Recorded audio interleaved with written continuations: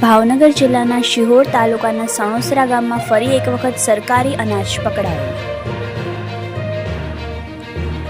રૂપિયાની લાલચ આપીને વચેટિયા મારફતે સરકારી રેશનનું અનાજ ગામ લોકો પાસેથી ભેગું કરવામાં આવતું હતું. ત્યારબાદ આ સરકારી અનાજ મોટા વેપારીઓને અને સરકારી અનાજના સોદા કરતા અનાજ માફિયાઓ સુધી પહોંચાડવામાં આવે છે.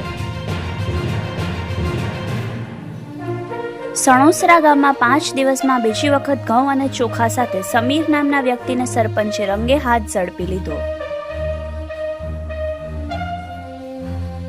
ભાવનગર પુરવઠા વિભાગની આળસ અને બેદરકારીના કારણે અનાજ માફિયાઓ ખુલ્લેઆમ કરી રહ્યા છે ધંધો.